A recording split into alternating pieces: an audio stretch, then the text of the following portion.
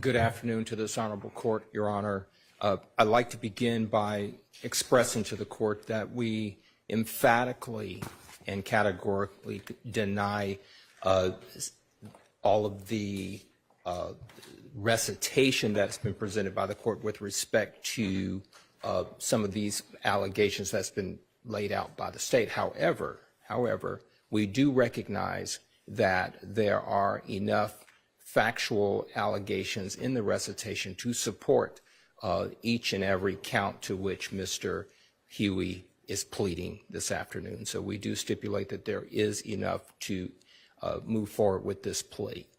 For those reasons, Your Honor, we are standing before this court to talk to this court about the acceptance of responsibility with respect to Mr. Marquavius Huey. Your Honor, Mr. Marquavius Huey was born in Atlanta, Georgia.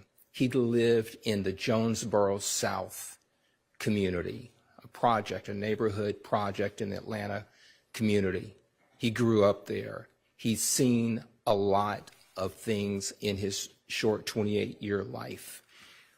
His father was murdered in 2010, and he's been without a father for a number of years. He's been raised by his mother as a single parent. He has a number of siblings. There have been times when Mr. Huey and his mother and his family have been homeless and have lived out of a car. So he's had a very, very hard life as it relates to his upbringing. Notwithstanding that, Your Honor, he did manage to graduate from high school. Mr. Huey, Your Honor, now has 2 children. He's 28 years old. He has 2 children. He has a 5-year-old son, Your Honor. He has a 2-year-old little daughter that was born in July of 2022. He has never met or seen his daughter in person until today, as she's here in this courtroom.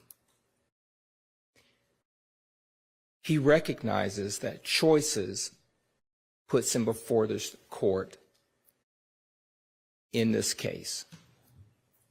Your Honor, we are asking this court to take into consideration that he has no prior felony convictions. I've had a very long time to get to know Mr. Huey because I've been with Mr. Huey on a regular, daily basis during the week since January of 2023. I've got a chance to know him. I've got a chance to work with him on his case regularly. And he wants to, when he gets out of custody, Your Honor, he wants to do a number of things, 2 in particular. He wants to start and become affiliated with a nonprofit organization where he can be able to talk to young children, teenagers, because he was a teenager when he lost his father, and things began to take a turn for Mr. Huey. He wants to be able to tell teenagers, young boys, young black boys, he wants to be able to say to them, don't do what I did, and you have another way in which you can go. And he wants to be able to share his experiences in that way. I have linked Mr. Huey up with an organization called Young Generation Movement, and I've known that nonprofit organization and the founder of that organization for a long period of time.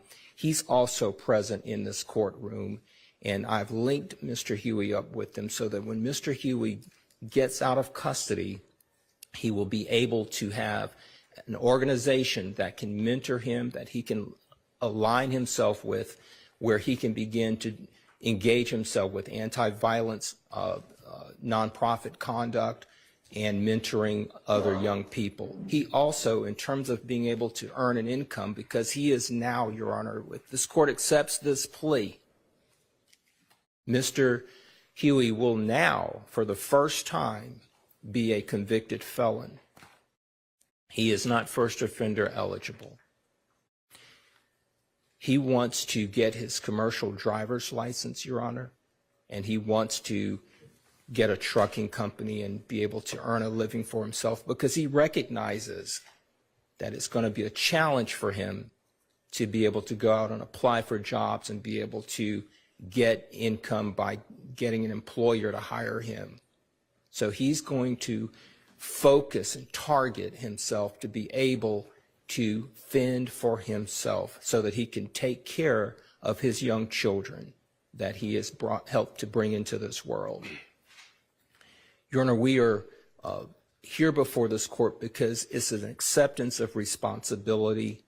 We recognize that this has been a very long, enduring trial, and we have come to a point where we have painstakingly negotiated with the state of Georgia, and we've come up with a negotiated resolution that we believe is one that is fair.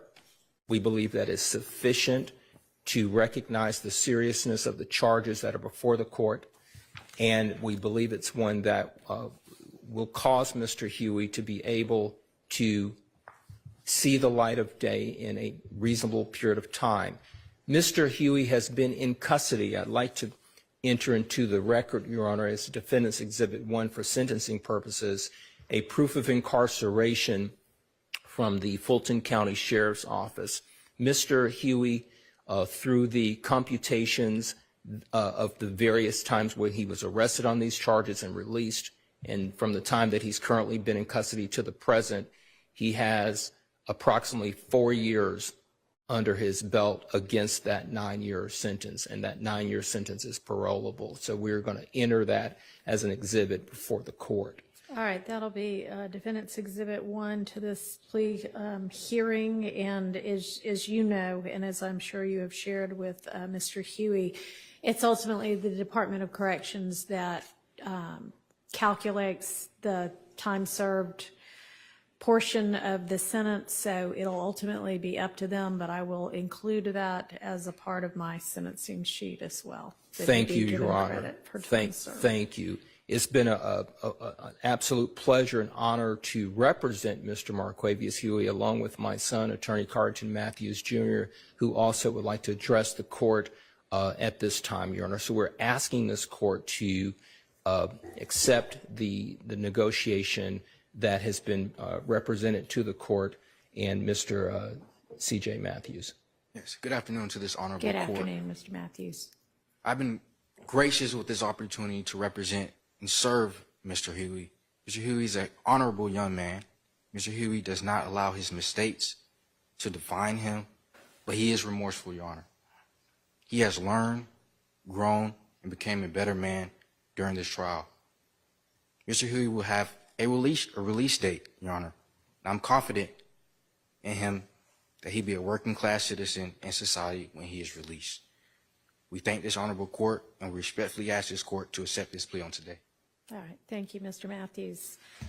Mr. Huey, I am sure that Mr. Matthews Sr. and Mr. Matthews Jr. have, I know that they have been working with you and negotiating with the state for over, I'm sure the entire course of this trial and proceeding, but very, very hard over the last week and a couple of days to get where we are right now. And I know that you know that given the severity and the number of charges that you were facing, that had you been convicted of all of those charges at trial, you were looking at the possibility of 3 consecutive life sentences, plus I think about 100 years after that. So the fact that the state is recommending jointly with your attorneys that your total sentence be 25 years with 9 of those to serve is, it's frankly remarkable. And something that you should not take for granted or take lightly at all. These are very serious charges, And I hear what both Mr. Matthews have said about the challenges facing you in your life, and I am sorry for the loss of your father. One would hope that to have anybody that they love taken from them in a violent way like murder might have an impact upon their lives that would lead them in the right direction, but it's not particularly surprising that sometimes that's not what happens and it goes in a worse direction instead. I hope that with your age and with having really been faced with the distinct possibility of spending the entirety of the rest of your life in prison, the fact that you are getting this opportunity is not going to be wasted. I hope that you appreciate what the Matthews have done to go out of their way to line up somebody to be looking out for you when you are released from prison. And I want to ask you, just like I have asked both Mr. Nichols and Mr. Ryan, is this your decision to enter this guilty plea? Because no matter what your attorney's advice is, it's ultimately up to you whether to plead guilty or continue with the trial. So is this what you want to do? Yes, ma'am. All right. And have you had enough time to consider all of the different scenarios and to discuss everything you wanted to with your attorneys? Yes, ma'am. All right. All right. I think it's very clear that this plea is to your benefit, considering the potential downside of moving forward with the continued trial. I find there to be a factual basis to this plea. I appreciate the fact that y'all have stipulated that there is a factual basis.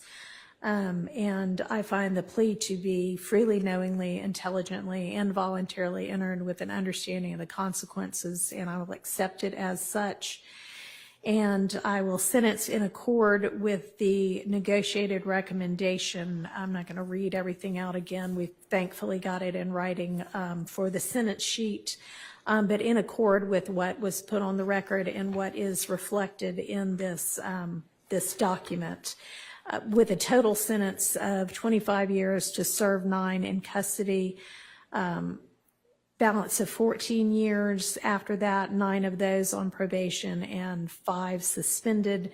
And I'm going to impose the special conditions that you have already acknowledged and acknowledged that you would abide by.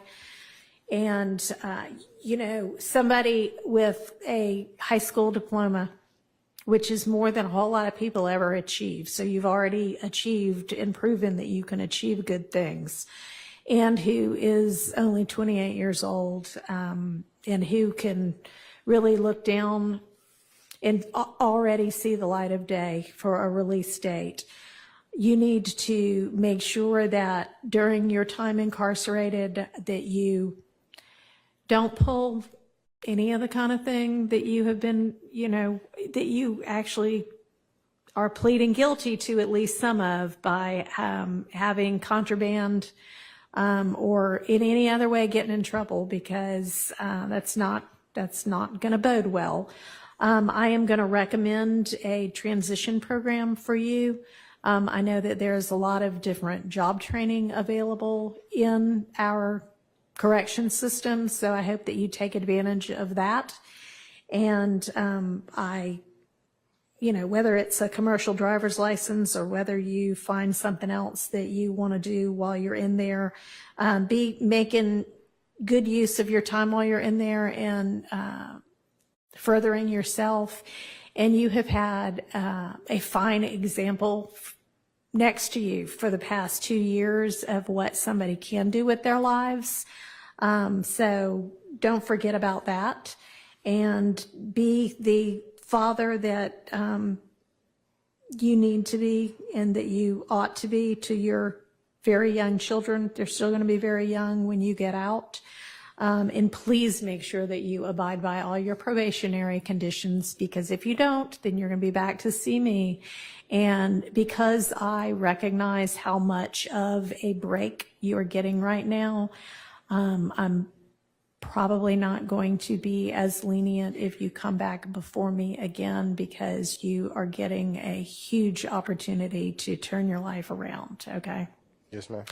All right, so that's the sentence of the court, and I want to wish you good luck and good fortune. You can get through the next few years, and then you can have the rest of your life to do good work with. Can you address the court? Yes. I should have asked that, I'm sorry. That's okay, Judge. Thank you. I want to thank the court and thank God. And I want to apologize to my kids, my family, and everybody who done supported me in this stressful process. And, I plan to do my time, come back, be a better man. I'm glad to hear that.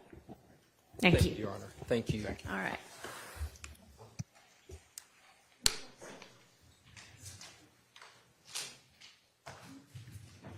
All right, let's take a recess.